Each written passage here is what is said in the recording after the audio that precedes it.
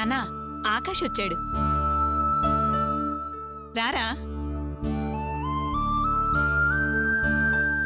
కూర్చో.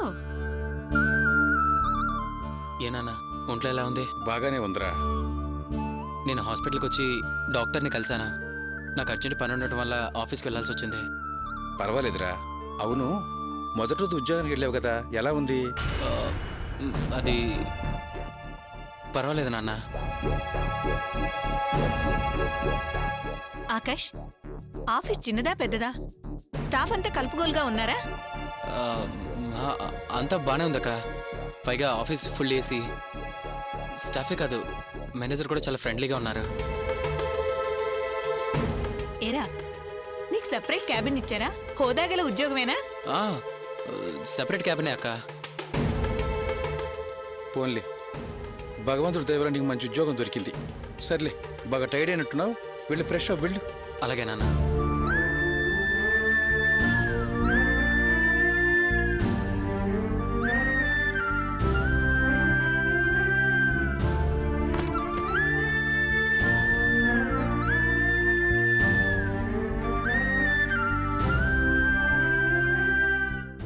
ఆకాష్, ఏంటి? నిన్ను ఒక మాట అడగాలనుంది, అడుగునా? ఏంటది? నువ్వు బయట చెప్పినవన్నీ నిజమేనా? నిజంగా ఆఫీస్లో అంతా సౌకర్యంగా ఉందా? ఎందుకు అలా అడుగుతున్నావు?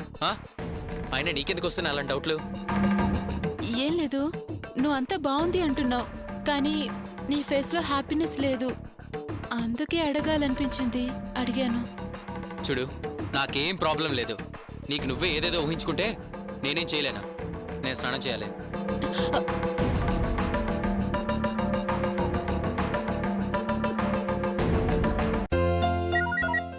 ఒరే ఆకాష్, నీకు ఫోన్ వచ్చిందిరా. బాత్రూంలో ఉన్నానక్క, లిఫ్ట్ చేయి. చూడమ్మా, ఎవరు ఏంటో చూడు.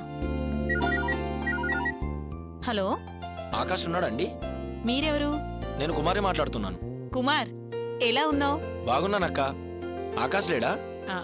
వాడిప్పుడే స్నానానికి వెళ్ళాడు. ఏంటి విషయం? ఏం లేదక్క, వాడు జాబ్ గురించి ఫోన్ చేశాడు. మా మేనేజరు క్యాంప్కి వెళ్ళాడు, రావడానికి 2 రోజులు పడుతుంది. వాడిని 2 రోజుల తర్వాత వచ్చి కలవమని చెప్తారా? కుమార్, నీకు తెలీదా? ఆకాష్ ఈ రోజే కొత్తగా జాబ్లో జాయిన్ అయ్యాడు. ఆ విషయం నీతో చెప్పలేదా?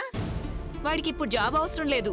అదేంటక్క, జాబ్లో చేరిన మొదటి రోజే జాబ్ పోయింది. ఈరోజు ఈవినింగ్ కల్లా ఉద్యోగం కావాలని ఫోన్ చేశాడు. ఇప్పుడే నేను ఆఫీస్ ఎలా ఉంది, జాబ్ ఎలా ఉంది అంటే బాగుందన్నాడు కదా. అరే, వీడు జాబ్ పోయిన విషయం ఇంట్లో చెప్పలేదనుకుంటా. నోరు జారేసనే. అక్క సర్లే అక్క, వాడొస్తే ఫోన్ చేయమనక్క.